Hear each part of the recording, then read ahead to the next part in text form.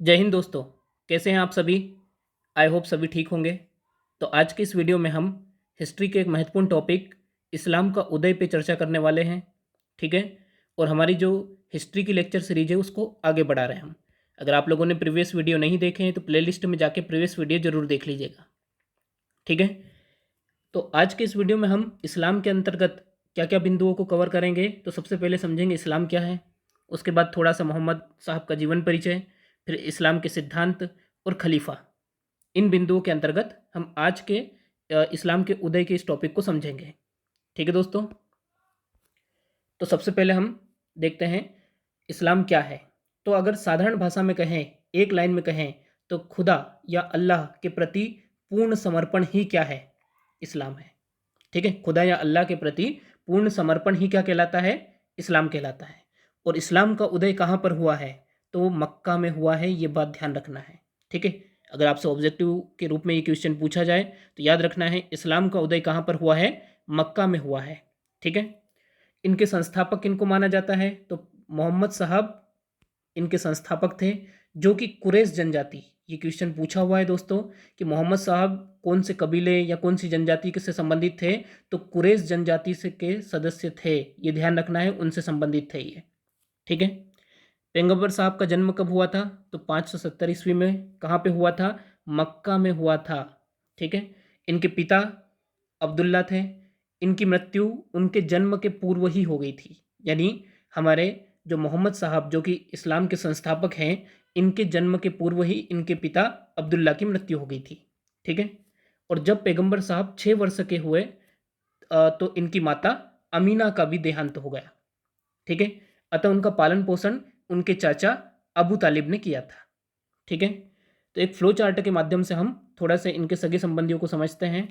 तो पैगंबर मोहम्मद साहब, इनका जन्म कब हो रहा है, तो जन्म हुआ है 570 एडी में और मृत्यु कब हुई, 632 एडी में। ठीक है। इनके पिता का नाम अब्दुल्ला, जो कि पैगंबर साहब के जन्म के पूर्व ही इनकी इनकी मृत्यु हो गई थी। इनकी माता का नाम था अमीना बेगम। जब पैगंबर साहब 6 वर्ष की आयु में था तब इनकी मृत्यु हो गई थी। इनके चाचा का नाम था अबू तालिब। इन्होंने ही पैगंबर साहब का पालन पोषण किया। ठीक है। पैगंबर साहब की पत्नी जो थी उनका नाम था खदीजा बेगम। ठीक है। और जो पैगंबर साहब की पुत्री, ठीक है, खजीदा बेगम की जो पुत्री थी उनका नाम था फ़तिमा। ठीक है। और दामाद यानी फ़तिमा के पति जो थे वो उनका नाम क्या था, अली। ठीक है। ये पैगंबर साहब के दामाद थे। और ध्यान रखना है कभी ये क्वेश्चन बन जाए कि पैगंबर साहब ने अपनी प्रथम शिष्या किनको बनाया, तो खदीजा बेगम जो थी उनकी पत्नी, उनको अपनी प्रथम शिष्या बनाया था। ठीक है दोस्तों। अब आगे हम बात करते हैं, थोड़ा सा मैप के माध्यम से समझने की कोशिश करते हैं। तो जैसे ये वर्ल्ड का मैप है, ये आपको इंडिया दिख रहा होगा। ठीक है। ये ईरान है और ये सऊदी अरब है। ठीक है। तो सऊदी अरब, अब यहाँ पे आप लोग देखिएगा, ये जितना भी हिस्सा, ये देखो आप अरब दिख रहा है, तो ये इतना हिस्सा ये अरब की बाउंड्री हो जाएगी। ये यहाँ पे आप लोगों को इराक दिख रहा है, ये यहाँ पे ईरान दिख रहा है। ठीक है। ये यहाँ पर आप लोग देखोगे तो ये यहाँ पे ईरान अभी हमने देखा था। ठीक है। ये इराक यहाँ पे छोटा सा। ठीक है। तो यहाँ पे क्या है कि अरब, जो अरब है, बस ये मक्का, यहाँ पर पैगंबर साहब का जन्म हुआ था। ठीक है। मैप में थोड़ी लोकेशन आप लोगों को क्लियर हो गई। ये हो जाएगी मिस्र, ये अरब, ये इराक, ये ईरान। ठीक है। यमन, यमन आप लोगों को पता होगा। ठीक है। ये लाल सागर। तो थोड़ा सा आप मैप में इनकी लोकेशन क्लियर कर लें। ठीक है। ताकि जब आगे हम इन जगहों की बात करें तो आप लोगों के दिमाग में रहे कि कहाँ पे कौन सी जगह है। ठीक है। ये मेसोपोटामिया वगैरह, ये आप लोग लोकेशन थोड़ी सी आप ध्यान रखना है। ये सीरिया है। ठीक है। अब हम आगे बढ़ते हैं। तो मोहम्मद साहब की बाल्यावस्था निर्धनता में व्यतीत हुई। क्यों? क्योंकि उनके जो चाचा अबू तालिब थे उनकी आर्थिक स्थिति अच्छी नहीं थी और माता पिता की तो ऑलरेडी मृत्यु हो गई थी। ठीक है। तो बचपन में मोहम्मद साहब बकरी के समूह की देखभाल करते थे, किंतु युवावस्था में उन्होंने कारवा का प्रबंध करने में एक ईमानदार और विश्वसनीय कार्यकर्ता के रूप में अपने लिए जीविकोपार्जन का एक अच्छा साधन बना लिया था। ठीक है। कारवा जिन लोगों को नहीं पता है तो मैं आप लोगों को बता दूं कि पुराने समय में क्या होता था कि मतलब रेगिस्तान को पार करने के लिए बहुत सारे समूह में व्यक्ति जाते थे। ठीक है। और जो व्यापारी वगैरह होते थे उनके लिए बहुत मतलब बहुत सारे व्यक्ति लगते थे उनकी सेवा के लिए। ठीक है। तो वो कारवा का जो प्रबंध करने, मैनेजमेंट करने वाले होते थे, उनमें से एक पैगंबर साहब भी होते थे। ठीक है। 25 वर्ष की अवस्था में उन्होंने 40 वर्षीय धनी महिला खतीजा, कहीं कहीं पे खदीजा लिखा मिलता है, कहीं कहीं पे खतीजा, ठीक है, से विवाह किया। और विवाह के पश्चात हजरत मोहम्मद धार्मिक खोजों में लगे रहे। ठीक है। और ये ध्यान कहाँ पे लगाते हैं, तो एक गुफा है, हीरा नामक गुफा, ये आप लोगों को ध्यान रखना है। हीरा नामक एक गुफा है, तो हीरा नामक गुफा में ये मुख्यतः ध्यान लगाते थे। ठीक है, हीरा नामक गुफा में। तो 40 वर्ष की अवस्था में उन्हें एक देवदूत, देवदूत जिब्राइल, ठीक है, इनको इस्लाम में कहा जाता है जिब्राइल अलैहिस्सलाम। ठीक है। तो जिब्राइल ने इन्हें हीरा नामक गुफा में क्या दिया, ज्ञान दिया, संदेश दिया। ठीक है। क्या संदेश दिया, कि भैया वो एक नबी है। उन्हें बताया जिब्राइल अलैहिस्सलाम ने कि आप क्या हो, एक नबी, नबी यानी क्या होता है, सिद्ध पुरुष, और साथ में क्या हो, आप रसूल हो। रसूल का मतलब क्या होता है, देवदूत। ठीक है। और उन्हें ईश्वर के संदेशों का प्रचार करने के लिए संसार में भेजा गया है। ठीक है। यानी हीरा नामक गुफा में 40 वर्ष की आयु में किनको, पैगंबर साहब को यह ज्ञान प्राप्त होता है कि वे सिद्ध पुरुष है और देवदूत है, और उन्हें ईश्वर के संदेशों का प्रचार करने के लिए संसार में भेजा गया है। ये बात किन्होंने बताई उन्हें, तो देवदूत जिब्राइल ने ये बात, ये संदेश उन्हें दिया। ठीक है। इस घटना के उपरांत पैगंबर मोहम्मद ने अपना शेष जीवन ईश्वर के संदेशों को संसार में प्रचारित करने में व्यतीत किया। ठीक है। उन्होंने अरब में प्रचलित अंधविश्वास व मूर्ति पूजा की घोर निंदा की थी। वे मूर्ति पूजक अरबों को यह बताया कि जिन देवी देवताओं की वह अल्लाह की पुत्रियां समझकर पूजा करते हैं, उनका कोई अस्तित्व नहीं है, अल्लाह की सीधे आराधना करनी चाहिए। ठीक है। यानी होता क्या था कि जो अरब है वहाँ पर मूर्ति पूजा बहुत ज़्यादा मात्रा में की जाती थी। ठीक है, क्योंकि जनजातियाँ थे, तो वो जनजातियाँ मूर्ति पूजा करती थी। ठीक है। तो पैगंबर साहब ने क्या किया कि यहाँ पर मूर्ति पूजा पर रोक लगाई। उन्होंने कहा यह अंधविश्वास है। ठीक है। और मूर्ति पूजा की उन्होंने घोर निंदा की। ठीक है। और उनका ये मानना था कि जो अरब के लोग थे उनका ये मानना था कि मूर्ति पूजा, जो मूर्तियां हैं वो अल्लाह की पुत्रियां हैं। ठीक है, इनकी पूजा करेंगे और इनसे ही हमें समृद्धि प्राप्त होगी। लेकिन यहाँ पर पैगंबर साहब कहते हैं कि नहीं, इनका कोई अस्तित्व नहीं है, अल्लाह की सीधे आराधना करो। ठीक है। इस्लाम का आधार क्या है, तो एकेश्वरवाद है, सब कुछ अल्लाह ही है, अल्लाह की मर्जी के बिना पत्ता भी नहीं हिलता है। ठीक है। 3 वर्ष तक गुप्त रूप से इस्लाम का प्रचार करने के बाद हजरत मोहम्मद साहब ने खुलेआम प्रचार करने का देवी आदेश प्राप्त हुआ। ठीक है। यानी 3 वर्ष तक प्रारंभ में क्या हुआ कि पैगंबर साहब ने गुप्त रूप से जो ईश्वर का संदेश था वो जनता तक पहुंचाया। लेकिन उसके बाद में उन्हें संदेश प्राप्त हुआ कि अब आप खुलेआम प्रचार कर सकते हैं। ठीक है।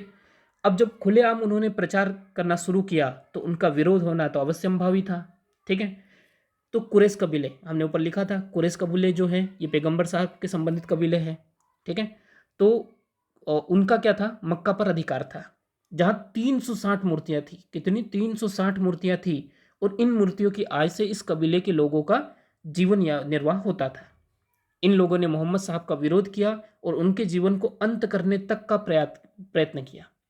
आप समझ सकते हो कि यहाँ पर जो वो मूर्ति पूजक थे, जब पैगंबर साहब ने उन्हें शिक्षा दी कि भाई मूर्ति पूजा ये सब व्यर्थ है, तो उन्होंने उन्होंने वो भाई उन मूर्तियों की आय से उनका जीवन निर्वाह होता था। तो इसलिए उन्होंने क्या किया, पैगंबर साहब की बात को स्वीकार नहीं की और यहाँ तक कि उनकी हत्या करने का भी प्रयास किया। फिर ठीक है। इसी बीच मोहम्मद साहब की पत्नी खतीजा और चाचा अबू तालिब का 619 में देहांत हो गया। ठीक है। हालांकि उनके चाचा अबू तालिब ने मोहम्मद साहब का धर्म स्वीकार नहीं किया था, लेकिन अपने कबीले का संरक्षण प्राप्त था, क्योंकि भतीजे थे। ठीक है। इसलिए उन्हें अपने कबीले का पूर्ण रूपेण संरक्षण दिया था। ठीक है। अब 619 में इन दो महत्वपूर्ण व्यक्तियों की मृत्यु के बाद में पैगंबर साहब जो थे, अब अबू तालिब जो कि मुखिया थे वहाँ के कबीले के, तो अब यहाँ पे स्थिति क्या बन जाती है कि पैगंबर साहब जो थे उनको अगले जो नए प्रधान थे अबू जहल, उन्होंने संरक्षण नहीं दिया। ठीक है। अब अबू तालिब के बाद में नए प्रधान कौन बने, अबू जहल, उन्होंने उनको संरक्षण नहीं दिया। और ऐसी स्थिति में वो समाज बहिष्कृत व्यक्ति जैसी स्थिति हो गई थी पैगंबर साहब की। ठीक है। अब क्या होता है ऐसे में उन्हें मदीना की ओर पलायन करना पड़ा। वो 622 ईस्वी में मदीना चले गए और इसी को क्या कहा गया? हिजरत कहा गया। और इसी दिन से अर्थात 622 ईस्वी से ही हिजरी संवत प्रारंभ होता है, यहीं से मुस्लिमों का कैलेंडर शुरू होता है। ठीक है। इस तिथि का प्रारंभ मोहम्मद साहब का मक्का त्याग कर मदीना जाने की स्मृति में हुआ था। ये आपको याद रखना है, यहाँ से क्वेश्चन बन सकते हैं। ठीक है, वो पूछ सकते हैं कि भैया उन्होंने कहाँ से कहाँ तक की यात्रा की जिसको हिजरत कहा गया? तो मक्का से मदीना, और यहीं से क्या होता है? 622 ईस्वी में हुआ और इस्लामिक कैलेंडर प्रारंभ होता है। ठीक है। मदीना में उन्होंने कबीलों की व्यवस्था की, पुष्टि की और स्वयं अपने अधिकारों को अत्यंत सीमित रखा। वो ज़्यादा अधिकार मोहम्मद साहब खुद के पास नहीं रखते थे। उनका मुख्य अधिकार क्या था? न्याय विषयक, अर्थात शांति की स्थापना। ठीक है। तो इस्लाम में पैगंबर साहब ने मुख्यतः शांति स्थापना पर जोर दिया था। ठीक है। मदीने में पवित्र कुरान की रचना हुई। ये बहुत ही महत्वपूर्ण फैक्ट है। ये पूछा जा सकता है कि कुरान की रचना कहाँ पर हुई? तो याद रखना है, मदीने में कुरान की रचना हुई थी और यहीं पर उनकी शिक्षाओं को निश्चित रूप मिला। उन्होंने यह आदेश दिया कि अल्लाह एक है और मोहम्मद अल्लाह के पैगंबर हैं। ठीक है। उन्होंने ईश्वर की एकता पर बल दिया। अपने अनुयायियों को मोहम्मद साहब ने उन फरिश्तों के आदेश पर विश्वास करने का उपदेश दिया जो ईश्वर का संदेश लाते थे। उन्होंने पवित्र कुरान की सम्मान और प्रलय में विश्वास का उपदेश दिया। ठीक है। अब हुआ क्या? पैगंबर साहब कहाँ से आए थे? किससे संबंधित थे? कुरैश जनजाति से संबंधित थे। कुरैश जो थे ये कहाँ के थे? मक्का के। ठीक है। ये मूर्ति पूजक थे। ये कौन थे? मूर्ति पूजक। और ये पैगंबर साहब को प्रारंभ में नहीं मानते थे। ठीक है। लेकिन मदीना जो था, मदीना में पैगंबर साहब का अत्यधिक सम्मान था। तो सीधी सी बात है कि मक्का और मदीना में टकराव होना एक आम बात थी। ऐसी स्थिति में क्या हुआ कि मदीना पर कुरैशों के आक्रमण के फलस्वरूप 3 युद्ध हुए। ठीक है। 3 युद्ध होते हैं यहाँ पे। कौन कौन से युद्ध? बदरा का युद्ध, ठीक है, उहुद का युद्ध, डीच का युद्ध। वैसे इतना डीप में नहीं पूछा जाता है, पर एक साधारण तौर पे आप लोगों को ध्यान रखना है। और इन युद्धों में क्या हुआ? तो मक्का के कुरैश जनजाति की पराजय हुई और मोहम्मद साहब के विरोधियों की पराजयों ने उनके प्रभुत्व में वृद्धि की और कुरैशों के वो शासक बन गए। कठिनाइयों और परिश्रमों का सामना करते हुए 63 वर्ष की आयु में 632 ईस्वी में उनका निधन हो गया। ठीक है। मोहम्मद साहब ने अपनी मृत्यु के बाद अपना कोई उत्तराधिकारी नियुक्त नहीं किया था, लेकिन कुछ सोर्स ये कहते हैं कि मोहम्मद साहब ने अपने अंतिम जो यात्रा की थी मक्का की ओर, तो उस यात्रा के दौरान उन्होंने क्या किया था कि अली को अपना उत्तराधिकारी नियुक्त किया था खुतबा पढ़ने के दौरान। ठीक है। खुतबा पढ़ने के दौरान, ये नमाज के दौरान शासक के नाम से पढ़ा जाता था, तो खुतबा पढ़ने के दौरान अली को अपना उत्तराधिकारी नियुक्त किया था। ठीक है। लेकिन अधिकतर का मानना है कि उन्होंने कोई उत्तराधिकारी नियुक्त नहीं किया था। अब क्या होता है? तो अब थोड़ा सा हम इस्लाम के जो सिद्धांत हैं उनको पढ़ लेते हैं, फिर यहाँ पर उनकी मृत्यु के बाद कौन उत्तराधिकारी बना, फिर उस कहानी पर आएंगे। तो पहले हम लिखते हैं इस्लाम के सिद्धांत। तो इस्लाम के सिद्धांत क्या है? तो इस्लाम का मुख्य सिद्धांत है अल्लाह एक है, वह सर्वशक्तिमान है, सर्वव्यापी है, सर्वज्ञ है। सर्वज्ञ यानी वो सब जानता है, सर्वव्यापी यानी कण कण में वो सब आया हुआ, सर्वशक्तिमान है, उससे बढ़कर कोई भी ताकत ब्रह्मांड में है ही नहीं। सर्वशक्तिमान अल्लाह है। ठीक है। अल्लाह ने समय समय पर अपनी इच्छाओं को पैगंबरों के द्वारा व्यक्त किया है, इसलिए माना जाता है 1,24,000, ठीक है, लगभग 1,24,000 नबी या पैगंबर इस धरती पर आए थे। उनमें से अंतिम और सर्वश्रेष्ठ पैगंबर मोहम्मद साहब है। ठीक है। ये मान्यता है कि अंतिम और सर्वश्रेष्ठ पैगंबर कौन है? हमारे मोहम्मद साहब है। ठीक है। कुरान में अनेक स्थानों पर कहा गया है कि अल्लाह के सिवाय कोई ईश्वर नहीं है और हजरत मोहम्मद उनके पैगंबर है। ठीक है। इसी के लिए उर्दू में एक कलमा पढ़ा जाता है, ला इलाहा इल्लल्लाहु मुहम्मदुर रसूलुल्लाह, यानी अल्लाह के सिवाय कोई ईश्वर नहीं है और हजरत मोहम्मद उनके पैगंबर है। ठीक है। कुरान के अनुसार मनुष्य की आत्मा अमर है और मृत्यु के बाद कयामत के दिन अल्लाह की कचहरी में सभी कामों का हिसाब होगा और सबको अपने अपने कामों के अनुसार जन्नत अथवा दोजक की प्राप्ति होगी, नसीब होगा। ठीक है, यानी कुरान में क्या लिखा है कि भैया आत्मा जो है वो आत्मा अजर अमर है। मृत्यु के बाद में क्या होता है? कयामत। कयामत यानी हिंदी में अगर जैसे हिंदू धर्म में कहा गया है प्रलय, बस उसी तरीके से इस्लाम में क्या कहा गया है? कयामत कहा गया है।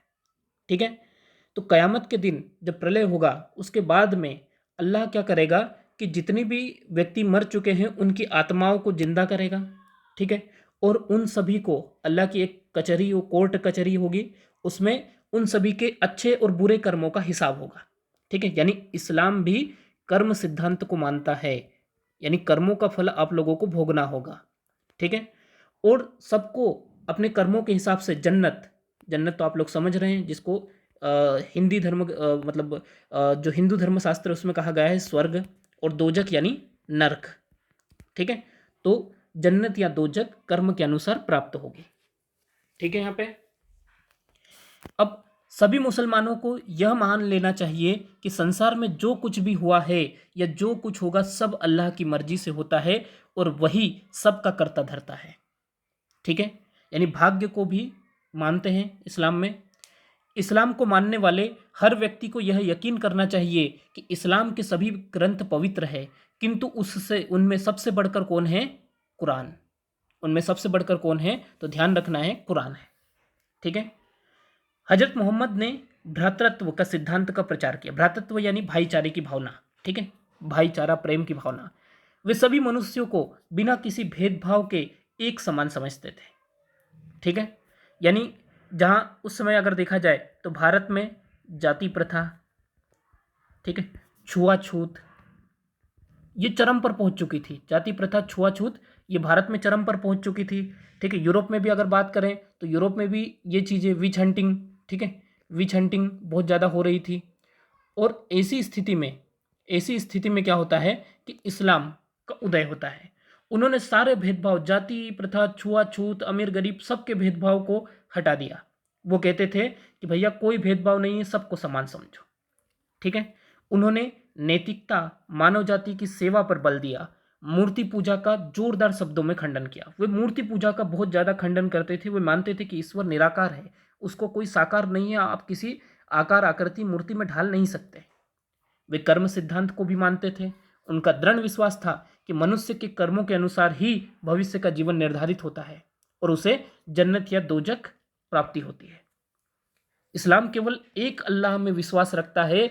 इस प्रकार एकेश्वरवाद इस्लाम का मूल मंत्र है। ठीक है, इस्लाम में 5 कर्तव्य बताए गए हैं और ये 5 कर्तव्य इस्लाम के 5 स्तंभ माने जाते हैं। ठीक है, अब ये 5 कर्तव्य कौन कौन से हैं? एक है कलमा, नमाज, जक़ात, रोजा और हज। ठीक है, ये 5 कर्तव्य ही इस्लाम के 5 स्तंभ माने जाते हैं। ठीक है, तो मोहम्मद साहब ने अनुयायियों को 5 कर्तव्यों की पूर्ति करना आवश्यक बताया था। ठीक है, ये कौन कौन से हैं? कलमा, नमाज, रोजा, हज और जक़ात। कलमा क्या है? तो कलमा इस बात की शहादत है, गवाही है कि हाँ हम अल्लाह में और इस्लाम में विश्वास रखते हैं। जैसे कि तो अव्वल कलमा है ला इलाहा इल्लल्लाहु मुहम्मदुर रसूलुल्लाह। ठीक है, यानी अल्लाह एक है और वही सर्वोच्च है और पैगंबर साहब उनके रसूल है, यानी देवदूत है। ठीक है, प्रतिदिन 5 बार नमाज पढ़ना, आप लोगों को पता ही होगा कि इस्लाम में 5 बार की नमाज होती है। ठीक है, तो 5 प्रकार की, 5 दिन में 5 बार नमाज पढ़ी जाती है। सुबह सुबह की नमाज जिसको क्या कहा जाता है? फजर। ठीक है, दोपहर की नमाज जो होती है, फिर दोपहर के बाद की एक नमाज होती है। ठीक है, फिर शाम की नमाज मगरिब होती है। ठीक है, फिर ईसा होती है, सबसे लास्ट वाली 5वीं नमाज। ठीक है, जो रात में पढ़ी जाती है। उसके बाद होता है रोज़ा, जो रमज़ान के महीने में 30 दिन रोज़ा रखा जाता है। फिर होता है एक हज, हज यानी तीर्थ यात्रा जो मक्का और मदीना की यात्रा की जाती है। फिर होता है जक़ात। जक़ात क्या होता है? एक प्रकार के धार्मिक अनुदान होता है। ठीक है, मुस्लिम समाज में 3 प्रकार के कर बताए गए हैं। कौन कौन से 3 प्रकार के? एक होता है सदका, जो ऐच्छिक कर है, आप लोगों की मर्जी हो तो दो वरना मत दो। एक होता है जक़ात, ये धार्मिक कर था जो केवल धनी मुसलमानों से उनकी आय का 1/40%, 1/40वां भाग या फिर 2.5% लिया जाता था। एक है उस्र, ये उपज जो उपज होती थी, जो फसल आती थी, उसका 1/10 भाग, और यदि खेती कृत्रिम ढंग से सिंचाई होती है तो उपज का 1/20 भाग लिया जाता था। ठीक है, ये 3 प्रकार के कर इस्लाम में है, सदका, जक़ात और उसर। ठीक है। मोहम्मद साहब ने खुदा को केंद्र में रखकर मदीना में अपने राज्य की स्थापना की। वे प्रथम मुस्लिम शासक थे। उनके शासन का आधार कुरान था। ठीक है, और आज भी इस्लाम का अगर आधार देखें तो कुरान ही है। कुरान धार्मिक कानून को जवाबित कहा जाता है। कुरान में जो धार्मिक कानून हैं उनको क्या कहा जाता है? जवाबित। ये शब्दावली पूछी जा सकती है, हो सकता है 3 मार्कर में आ जाए या ऑब्जेक्टिव में आ जाए, तो आप लोगों को ध्यान रखना है कि कुरान के जो धार्मिक कानून हैं उनको क्या कहा जाता है? जवाबित। कुरान के अनुसार वास्तविक शासक खुदा है, जबकि वास्तविक एकता मिल्लत मिल्लत यानी सुन्नी भ्रातृत्व भावना में निहित होती है। ठीक है। जब कोई व्यक्ति शरीयत का पालन नहीं करता है तो उसके विरुद्ध फतवा जारी किया जाता है। आप लोगों ने यह शब्द बहुत सुना होगा, फतवा क्या है? तो जब कोई व्यक्ति शरीयत का पालन नहीं करता है तो उसके विरुद्ध फतवा जारी किया जाता है। ठीक है।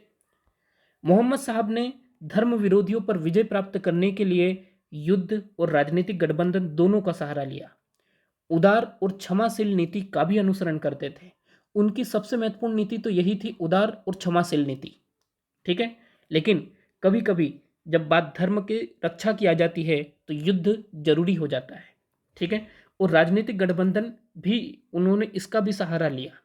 ठीक है। हजरत मोहम्मद के बाद इस्लाम और इस्लाम धर्म का इतिहास क्या रहा? जो हमने ऊपर छोड़ा था कि पैगंबर साहब ने अपना कोई उत्तराधिकारी नियुक्त नहीं किया। ठीक है, तो अब आगे क्या हुआ? तो पैगंबर मोहम्मद ने अपना कोई उत्तराधिकारी नियुक्त नहीं किया था, अतः जनसाधारण ने अबू बकर को उनका उत्तराधिकारी बना दिया, जिसे खलीफा कहा गया। और हजरत मोहम्मद के बाद खलीफाओं ने इस्लाम को आगे बढ़ाया। ठीक है। अब थोड़ा सा यहाँ पे कहानी समझना कि जो पैगंबर साहब ने, हमने ऊपर पढ़ा था चार्ट में कि उनके जो दामाद थे, पैगंबर साहब के दामाद कौन थे? तो दामाद थे अली। ठीक है। और पैगंबर साहब की जो पत्नी थी, पत्नी का नाम हमने देखा था खदीजा बेगम। ठीक है। और इनकी पुत्री का नाम क्या था? फातिमा। ठीक है, फातिमा। पैगंबर साहब की एक और पत्नी थी आयशा बेगम। ठीक है, उनकी एक और पत्नी थी आयशा बेगम। और होता क्या है यहाँ पे कि इनकी कोई संतान नहीं थी। आयशा बेगम जो थी, इनकी कोई संतान नहीं थी। खदीजा बेगम से उन्हें एक फातिमा नामक पुत्री प्राप्त हुई थी। ठीक है। तो यहाँ पर होता क्या है कि फातिमा जो थी, उन्होंने अली का समर्थन किया था और कहा था कि अगला जो खलीफा रहेगा वो किसे बनाया जाए? अली को बनाया जाए। लेकिन आयशा बेगम का जो गुट था, उन्होंने इसका विरोध किया और आयशा बेगम ने अपने पिता अबू बकर, ठीक है, अबू बकर को क्या किया? खलीफा बनाने की बात कही। ठीक है। तो यहाँ पर होता क्या है कि जब पैगंबर साहब की मृत्यु हुई तो उनके अनुयायी 2 धड़े में बट गए। ठीक है। आदो का कहना था कि पैगंबर साहब ने अली को अपना उत्तराधिकारी नियुक्त किया है। ठीक है। और इसका नेतृत्व कौन कर रही थी? पैगंबर साहब की पुत्री, हाँ, पैगंबर साहब की पुत्री फातिमा बेगम। ठीक है। लेकिन आयशा बेगम जो कि पैगंबर साहब की पत्नी थी, उन्होंने अबू बकर, यानी खुद इनके पिता थे आयशा बेगम के, तो उन्होंने उनको खलीफा बनाने की बात कही। और यहाँ पर होता क्या है? तो आयशा बेगम का गुट विजयी होता है और यहाँ पर अबू बकर जो थे उन्हें खलीफा बनाया गया। ठीक है, ध्यान रखना है। अब अली जो है, अली जो है, इनके जो अनुयायी है वो क्या कहलाए? शिया। अली के अनुयायी क्या कहलाए? शिया। और अबू बकर के जो अनुयायी थे ये क्या कहलाए? सुन्नी। ये ध्यान रखना है, यहाँ पर शिया और सुन्नी का विभाजन हो जाता है दरअसल। ठीक है। तो जो अली के अनुयायी है वो कहलाए शिया और जो अबू बकर के अनुयायी थे वो कहलाए सुन्नी। ठीक है। अब यहाँ पे इस्लाम धर्म में 4 पवित्र खलीफा माने गए हैं। इस्लाम धर्म में 4 पवित्र खलीफा माने गए हैं। वो कौन कौन से 4 पवित्र खलीफा हैं? तो अबू बकर, उमर, ये उस्मान नहीं है, दरअसल ये उस्मान है, उस्मान और अली। ये अली वही है पैगंबर साहब के दामाद जिन पर हमने अभी चर्चा की है।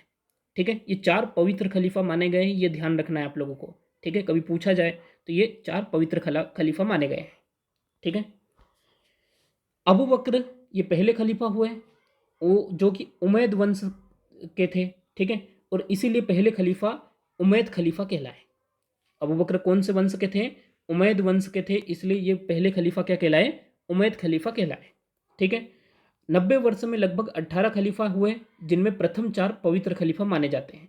बाद के 14 धार्मिक प्रधान के साथ साथ शासक भी थे। ये ध्यान रखना है कि बाद के जो खलीफा हुए हैं वो धार्मिक प्रधान के साथ साथ शासक भी बने हैं, ठीक है। अब हम थोड़ा सा अबू बकर के बारे में जानते हैं, ठीक है। तो यहाँ पे क्या होता है कि अबू बकर जो है ये 632 से 634 ईस्वी तक यहाँ पर खलीफा रहे। उन्होंने संपूर्ण अरब तथा उनके पड़ोसी राज्यों को जीतने का प्रयत्न किया। फलस्वरूप 11 सैनिक दलों का गठन किया। एक वर्ष में समस्त अरब एक निर्विरोध केंद्रीय सत्ता द्वारा शांति स्थापित कर दी गई, ठीक है। यानी संपूर्ण अरब देश में एक केंद्रीय सत्ता स्थापित हो गई। आप लोगों को पता है कि जब छोटे छोटे राज्यों में बटे होते हैं, वो आपस में लड़ते रहते हैं, तो इसलिए क्या हो जाता है कि कहीं ना कहीं तनाव बना रहता है। लेकिन एक केंद्रीय सत्ता प्रभावी हो जाती है तो फिर शांति की स्थापना आसान हो जाती है, और अबू बकर ने वही किया, ठीक है। उनके शासन के दूसरे काल में अरब सेनाओं ने चेल्डिया यानी इराक और सीरिया पर आक्रमण किया, और उन्होंने जो बेजेंटाइन साम्राज्य था उनके विरुद्ध सेना का नेतृत्व किया। तथा ससानिद ईरान के और इराक के आसपास का क्षेत्र था, ठीक है, जो जरथुष्ट धर्म को मानते थे, ठीक है। इनका जो धर्म था वो क्या था? जरथुष्ट, ठीक है। ससानी साम्राज्य का जरथुष्ट धर्म था कि इनके विरुद्ध भी क्या की? विजय प्राप्त की। इन सफलताओं के कारण अरबों को विश्वास और सम्मान मिला, ठीक है। 13 अगस्त 634 को अबू बकर की मृत्यु हो गई और उन्होंने उमर को अपना उत्तराधिकारी नियुक्त किया, ठीक है। अब थोड़ा सा इसको मैप के माध्यम से समझना, ठीक है। हमने अभी क्या क्या देखा कि एक तो अरब में क्या हुआ? केंद्रीय सत्ता की स्थापना हुई। चेल्डिया और इराक, और चेल्डिया को ही इराक कहा जाता था, और सीरिया पर विजय प्राप्त की। बेजेंटाइन साम्राज्य के विरुद्ध भी सेना का नेतृत्व किया और ससानिद के विरुद्ध विजय प्राप्त की, ठीक है। तो थोड़ा इसको मैप से समझते हैं, ठीक है। ये हरा हरा जो क्षेत्र दिख रहा है ये क्या है? पैगंबर हजरत मोहम्मद के समय क्या हुआ था कि जो इस्लाम जितना मतलब क्षेत्र तक फैला, वो ये हरा हरा क्षेत्र आप लोगों को दिख रहा है, ठीक है। थोड़ा सा ये वाला क्षेत्र भी, ठीक है।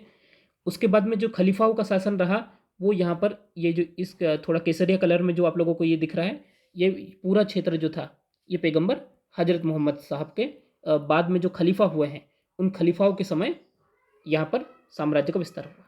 ये आप लोगों को दिख रहा होगा ये केसरिया। अब यहाँ पे देखो ये जो क्षेत्र है ये बेजेंटाइन साम्राज्य है, ठीक है। बेजेंटाइन साम्राज्य का क्षेत्र है। ये देखो ये यहाँ पर सीरिया पे भी अबू बकर ने विजय प्राप्त कर ली थी। ये देखो ये इराक पे भी विजय प्राप्त कर ली थी, और बेजेंटाइन साम्राज्य को भी यहाँ पे जीत लिया था। ये सॉरी मतलब जीता नहीं था, उनके विरुद्ध भी लगातार युद्ध हो रहे थे, ठीक है। यहाँ पे तो एक बार फिर से देखते हैं हम। तो देखो ये इराक पर विजय प्राप्त की, सीरिया को जीता बेजेंटाइन साम्राज्य के विरुद्ध, और ससानिद जो क्षेत्र थे ये कहाँ पे थे? ये इराक और ईरान इस वाले क्षेत्र में जो शासक थे वो ससानिद माने जाते थे, ठीक है। यहाँ पे अब अबू बकर की मृत्यु हो गई। अगला खलीफा कौन नियुक्त होता है? उमर खलीफा की उपाधि के साथ साथ आमिर उल मोमिनीन यानी अनुयायियों का सेनानी, ठीक है, इनका भी क्या किया? एक उपाधि धारण की, ठीक है। अबू बकर की भांति इन्होंने भी विस्तारवादी नीतियों का अनुसरण किया। उन्होंने सीरिया ससानी राज्य पर विजय प्राप्त की। जिन क्षेत्रों पर विजय अबू बकर नहीं प्राप्त कर सकते थे वहां पर इन्होंने विजय प्राप्त की, तथा मिस्र को भी इस्लामी राज्य में मिला लिया। ये देखिए यहाँ पे ये मिस्र हो जाएगा, तो मिस्र भी क्या हो गया? अब इस्लामी राज्य में मिल चुका है, ठीक है। सुव्यवस्थित शासन व्यवस्था स्थापित करने के लिए प्रत्येक देश को प्रांतों में बांटा तथा जमीन का बंदोबस्त किया, जनगणना कराई, और उमर के बाद में तीसरे खलीफा कौन हुए? उस्मान हुए। तो यहाँ पे याद रखना इन्होंने जनगणना भी करवाई थी, जमीन का बंदोबस्त किया, प्रांतों में राज्यों को बांट दिया था ताकि क्या हो सके? प्रशासन आसान हो सके, ठीक है। उस्मान अगले खलीफा कौन हुए? उस्मान ये 70 वर्ष की आयु में खलीफा के पद पर नियुक्त हुए। इनके समय में इस्लाम के अनुयायियों में पक्षपात, ईर्ष्या तथा स्वार्थ की भावना प्रबल हो गई। फलस्वरूप चारों ओर अशांति व्याप्त हो गई। उस्मान पर यह आरोप लगाया गया कि वह अपने ही कबीले के व्यक्तियों को नियुक्त करते थे। जितने भी उच्च पद थे उन पे अपने ही कबीले के व्यक्तियों को नियुक्त करते थे, और मोहम्मद साहब के कबीले बनी हाशिम के अधिकारों की उपेक्षा करते थे, ठीक है। फलस्वरूप उस्मान ने जनता का स्नेह और सम्मान खो दिया था और 17 जून 654 ईस्वी को विद्रोहियों द्वारा कुरान पढ़ते समय इनकी हत्या कर दी गई। ये पहले खलीफा थे जिनकी क्या हुई थी, हत्या हुई थी। कभी ये क्वेश्चन बने तो आप लोगों को ध्यान रखना है, ठीक है। अब इनके बाद में अगले खलीफा कौन बने, अली। पता है ना, ये पैगंबर साहब के क्या हैं, दामाद, ठीक है। तो अब अली अगले खलीफा बनते हैं, ठीक है। उस्मान के बाद अली चौथे खलीफा थे और अली का खिलाफत अधिकांशतः युद्धों का युग रहा। इनके समय बहुत ज़्यादा युद्ध हुए, क्योंकि मदीना खिलाफत के साम्राज्य में संपन्न प्रदेशों से बहुत दूर स्थित था, ठीक है। क्योंकि आप खुद देखो, ये यहाँ पर क्या है, ये यहाँ पर मदीना है। अब मदीना जो है ये खिलाफत का साम्राज्य है, ये इराक, ईरान, ये मिस्र, इनसे बहुत ज़्यादा क्या है, दूर है। आप खुद देख लो कि कितना दूर हो जाएगा, ठीक है। मदीना बहुत ज़्यादा दूर था, तो इसीलिए अली ने कूफा को अपनी राजधानी बनाने का निर्णय लिया, ठीक है। अब देखो ये कूफा कहाँ पे है, ये यहाँ पे दिख रहा है कूफा, ये एकदम बीचों बीच हो जाएगा। इधर से ये ईरान वाला साम्राज्य और इधर से ये मिस्र तक अब अपन सेंटर में हो जाएंगे, ठीक है। तो अली ने क्या किया, यहाँ पे कूफा, कूफा वाला जो क्षेत्र था इसको अपनी राजधानी बनाई, ठीक है। और ठीक है, राजधानी बनाने का निर्णय लिया। खलीफा उस्मान के समय में मुसलमानों में प्रारंभ ईर्ष्या, पक्षपात, विरोध अली के समय में चरमोत्कर्ष पर पहुंच गया था और 25 जनवरी 661 को अली का भी कत्ल कर दिया गया, ठीक है। तो यहाँ पर दो ये खतरनाक और हिंसक घटनाएं हुई, जिन्होंने क्या किया कि जो पवित्र खलीफा थे, दो खलीफाओं की हत्या तक हो गई थी, ठीक है। अब क्या होता है, तो अली के पश्चात उनके बड़े लड़के हसन, ठीक है। याद रखना है कि जो अली थे, अली अली की जो पत्नी थी उनका नाम क्या था, फातिमा बेगम। फातिमा बेगम पैगंबर साहब की पुत्री थी, ठीक है। अली की दो संतान थी, एक थे हसन और दूसरे थे हुसैन। हसन और हुसैन इनके दो पुत्र थे, ठीक है। तो अब जो बड़े लड़के थे उनका नाम था हसन। अब हसन को खलीफा चुना गया, परंतु उसने मुअविया के पक्ष में अपना पद छोड़ दिया, ठीक है। पर होता क्या है, मुअविया जो है ये क्या थे कि ये एक उमैया वंश के एक शक्तिशाली व्यक्ति थे, और अगर हसन यहाँ पर खलीफा बनते तो हो सकता था कि ये उनकी हत्या करवा देते, या फिर क्या होता उनके परिवार को क्षति पहुंचाते, या इस प्रकार की घटना या हिंसा होने की संभावना थी। तो हसन ने हिंसा का रास्ता त्याग दिया। उन्होंने कहा कि नहीं, ठीक है, आप भी इस्लाम को आगे बढ़ाओ, मैं भी इस्लाम को आगे बढ़ाना चाहता हूँ। तो इसलिए उन्होंने क्या किया, मुअविया के पक्ष में अपना पद छोड़ दिया, ठीक है। इस कारण पांचवा खलीफा कौन बना, मुअविया बना। मुअविया ने उमैया के खिलाफत की नींव डाली, ठीक है। ये उमैया वंश के थे तो उमैया खिलाए ये, यानी देखो वो पवित्र खलीफा अब्बासी, सॉरी अपना ये क्या यहाँ पर हमने देखा था ना, इनके क्या नाम था, अबू बकर जो थे, ये कौन से थे, ये अबू बकर, ठीक है। तो संपूर्ण राज्य को बांटा, चल इराक, इनको भी जीत लिया था इन्होंने, ठीक है। उमैद, ठीक है, ये यहाँ पे उमैद खलीफा थे ये, ठीक है। प्रारंभ के चार खलीफा उमैद खलीफा माने जाते हैं, और उनके बाद में फिर क्या है, मुअविया जब गद्दी पे बैठा तो ये उमैया के खिलाफ खिलाफत की नींव डाली, ठीक है। अब खलीफा के पद को इन्होंने क्या किया, पैतृक बना दिया। ये बहुत इंपॉर्टेंट फैक्ट है, आप लोगों को ध्यान रखना है। मुअविया ने खलीफा के पद को पैतृक बना दिया था, ये ऑब्जेक्टिव के रूप में पूछा जा सकता है। मुअविया ने खलीफा को एक प्रकार की बादशाहत का स्वरूप दिया, जिससे उसका धार्मिक नेतृत्व क्षीण होने लगा, और साथ ही अपने पुत्र यजीद को अपना उत्तराधिकारी चुना। आमतौर पे ये मान्यता थी कि उसके बाद में ये हसन को गद्दी दे देंगे, लेकिन ऐसा नहीं हुआ।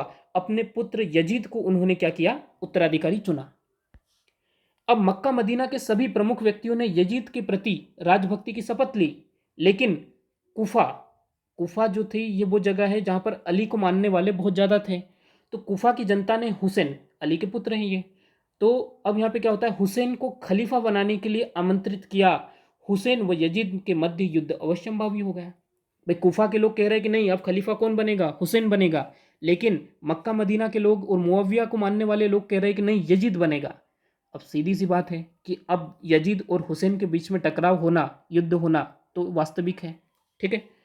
कुफा से 25 मील दूर कलबला के मैदान में यजीद और हुसैन के बीच में युद्ध हुआ, जिसमें हुसैन शहीद हुए, ठीक है। अब थोड़ा सा इसका बैकग्राउंड यहाँ पे समझना। होता क्या है कि जब वो मदीना से, ठीक है, ये सऊदी अरब में इधर ही मदीना है, तो उस समय क्या थे, ये मदीना में थे। मदीना से ये मक्का की ओर पलायन कर रहे थे, ठीक है। क्यों? क्योंकि यजीद जो था, यजीद बहुत ही ज़्यादा पावरफुल व्यक्ति था और ये इनकी हत्या भी कर सकता था। तो ये यानी जो हुसैन थे, हुसैन अपने परिवार के और मानने वालों के 72 सदस्यों के साथ में ये मक्का की ओर जा रहे थे।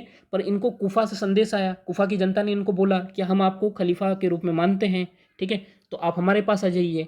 तो ये क्या किए, कूफा की ओर बढ़ने लगे, ठीक है, कूफा की ओर ये बढ़ने लगे। जैसा कि मैप पे आप लोग देख सकते हैं, ये देखिए, ये यहाँ पे कूफा है, ठीक है, और ये बगदाद है। ये बगदाद आप लोगों को दिख रहा है, ठीक है। इसको थोड़ा सा साफ कर देता हूँ, थोड़ा झूम कर देता हूँ। तो ये देखिए, ये बगदाद हो जाएगा, ये कूफा हो जाएगा, ठीक है यहाँ तक। अब यहाँ पे क्या होता है कि वो कूफा की ओर पलायन करने लगे, ठीक है, कूफा की ओर पलायन करने लगे। अब ऐसे में क्या हो जाता है, ठीक है, अब ऐसे में क्या हुआ कि 25 कूफा से वो 25 मील दूर थे। कहाँ पे थे? करबला के मैदान में, ठीक है। तो ये यहाँ पे देखो, ये रहा करबला का मैदान, ठीक है। ये कूफा से 25 किलोमीटर दूर हो जाता है, ठीक है। ये मैप पे आप देख रहे हैं कि ये करबला का मैदान है। ये देखो बगदाद अभी हमने मैप पे वहाँ पे बड़े वाले में देखा था, ठीक है। तो ये करबला के मैदान में थे। अब क्या होता है कि करबला के मैदान में यजीद और हुसैन के बीच में युद्ध हुआ और उसमें हुसैन शहीद हो गए अपने 72 अनुयायी और पारिवारिक सदस्यों के साथ में, ठीक है। और यजीद करीब 3 वर्ष 6 माह तक खलीफा रहा, ठीक है। अब आप लोग एक बात ध्यान रखना कि जो मुहर्रम मनाए जाते हैं, जो मुहर्रम मनाए जाते हैं, वो हसन और हुसैन की शहादत में ही मनाए जाते हैं, ठीक है। ये क्या है? एक दुख का त्यौहार होता है। ये दुख का त्यौहार होता है मुहर्रम, ठीक है। और ये क्या होता है कि मुहर्रम है क्या? तो जो हसन और हुसैन हैं, जो हसन और हुसैन हैं, जो कि अली के 2 पुत्र हैं, इनकी जो मकबरे जहाँ पर इनको दफन किया गया है, उनकी आकृति जो है, उनकी आकृति की प्रतिकृति बनाई जाती है कहाँ पे? मुहर्रम के रूप में, जिनको ताजिया कहा जाता है, ठीक है। ताजिया बनाए जाते हैं, ठीक है। ये क्या है? उनको जो मकबरे हैं, उन मकबरों की आकृतियाँ बनाई जाती है, जिनको ताजिया कहते हैं। और उनको हम क्या करते हैं? दफन करते हैं, या एक तरीके से ठंडा करने जाते हैं, ठीक है, ठंडा करने जाते हैं। ये भारत में कब शुरू हुई? तो ध्यान रखना है, ये प्रथा जो शुरू हुई है, ये शुरू हुई है कब? जब तैमूर लंग भारत आया था, ठीक है। जो तैमूर लंग था, जब वो भारत आया था, ठीक है, एक ये विदेशी आक्रमणकारी था। जब हम आगे इतिहास पढ़ेंगे तब इसको पढ़ेंगे। तो उसने भारत में सबसे पहले ये ताजिया बनाने या मुहर्रम बनाने की क्या की? प्रथा शुरू की, ठीक है। और इमामबाड़ा उस जगह को कहा जाता है जहाँ पर क्या होता है?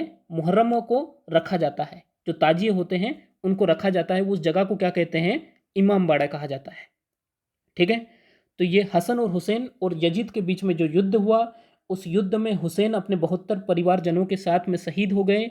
और इसी की शहादत में जो मुसलमान हैं, मुख्यतः सिया मुख्य रूप से इनको मनाते हैं, ठीक है। ये एक दुख का त्यौहार होता है। इसमें हसन और हुसैन की याद में, ठीक है, ताजिया निकाले जाते हैं। तो अलग अलग तरीके से कुछ लोग सिर्फ दुख मनाते हैं, ठीक है। इस प्रकार की घटनाएं देखने को मिलती है, ठीक है दोस्तों। तो ये थोड़ा सा एक जानकारी के हिसाब से आप लोगों को मैंने बता दिया। आगे क्या होता है उनके बाद में, ठीक है, उनका बड़ा पुत्र मुआविया द्वितीय तथा मारवान, ये सब गद्दी पे बैठे। ये उतने कोई ताकतवर नहीं थे, इसलिए हमको इनको ज़्यादा नहीं पढ़ना है। संपूर्ण मुस्लिम साम्राज्य को अब्दुल मलिक ने अधीन कर लिया, ये सब चीज़ें हुई। उसके पुत्र खलीफा तालिब उससे भी अधिक यशस्वी हुए। याद रखना है, अब तक के सबसे शक्तिशाली खलीफा कौन थे? उमर प्रथम। और उनसे भी ज़्यादा अगर पूछा जाए तो याद रखना है वलीद, खलीफा वालिद, ठीक है। इन दोनों को अच्छे तौर पे हमें ध्यान रखना है। प्रोफेसर मोहम्मद हबीब क्या कहते हैं कि कुछ भागों जैसे स्पेन को खो जाने और कुछ भागों जैसे इंडोनेशिया को पा लेने को छोड़कर आज भी मुस्लिम अनुयायियों की वही सीमा है जो मुस्लिम खिलाफत की सीमाओं को 715 ईस्वी में वालिद इन अब्दुल मलिक, यानी जिनको खलीफा वालिद कहा जाता है, उन्होंने निर्धारित की थी। आज भी वही सीमाएं हैं, ठीक है। खलीफा वालिद के समय ईरान की विजय के बाद में इस्लाम की सीमाएं चीन तक, संपूर्ण उत्तरी अफ्रीका में, दक्षिणी स्पेन तक और भारत में सिंध तक फैल गई थी।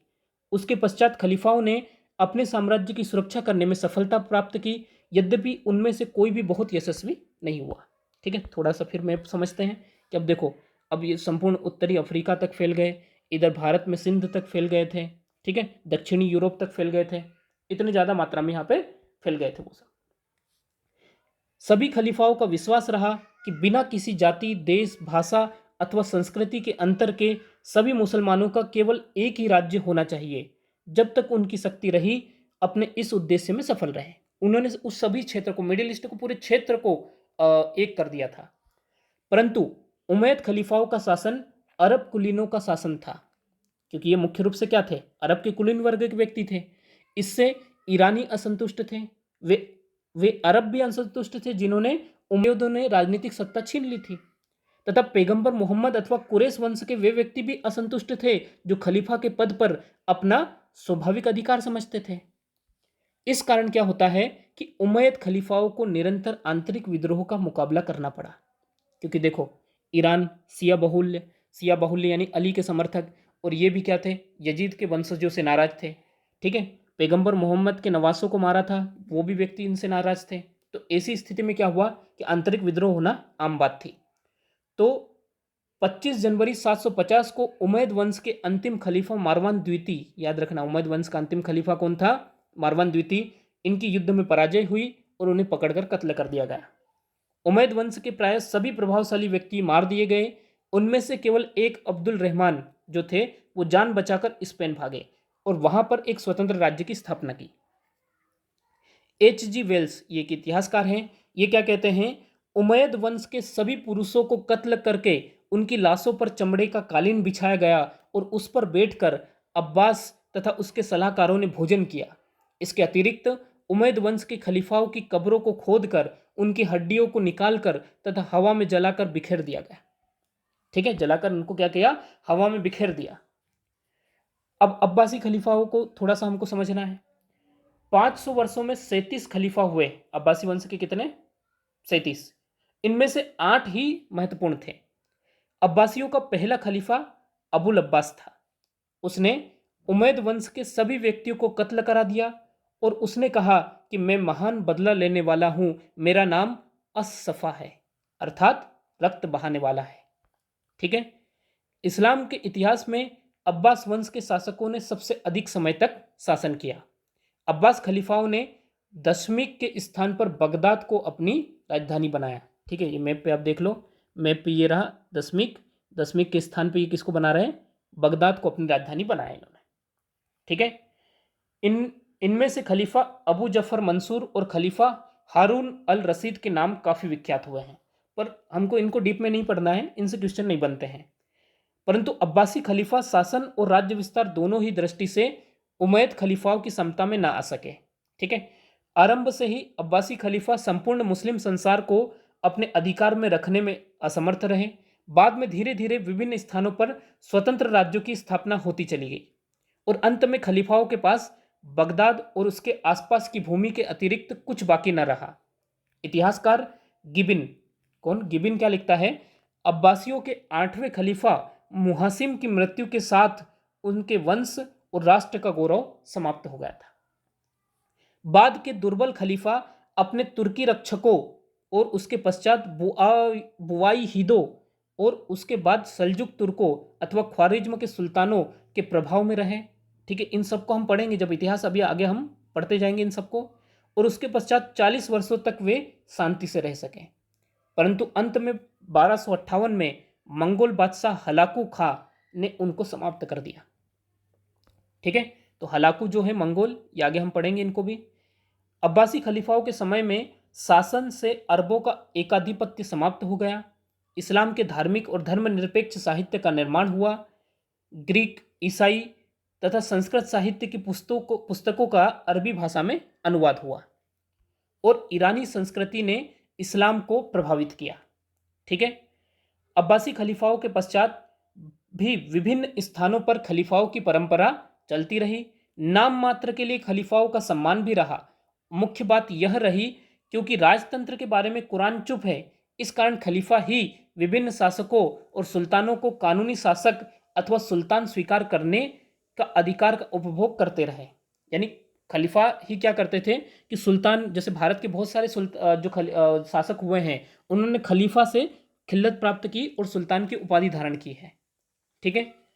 अंत में जो प्रथम विश्व युद्ध हुआ उसके पश्चात ब्रिटिश सरकार ने खलीफा के पद को समाप्त कर दिया और आधुनिक तुर्की सरकार ने उसे पुनः जीवित करने की कोई आवश्यकता नहीं समझी। अब इस्लामी संसार में खलीफा कहलाने वाला कोई व्यक्ति नहीं है। ठीक है। इस प्रकार से खलीफाओं के पद क्या हो जाते हैं, समाप्त हो जाते हैं। ठीक है यहाँ तक। तो आज के इस वीडियो में हमने क्या क्या समझा, तो हमने सबसे पहले थोड़ा सा इस्लाम के बारे में समझा। ठीक है। इस्लाम के बाद में हमने क्या किया, मोहम्मद साहब के जीवन परिचय को समझा, इस्लाम के सिद्धांत समझे और खलीफा समझे। ठीक है। अब इसके बाद हम अगले वीडियो से मध्यकालीन, ठीक है, अगले वीडियो से हम मध्यकालीन भारत के इतिहास पे चर्चा करने वाले हैं और इसमें हम गुलाम वंश से पढ़ना शुरू करेंगे।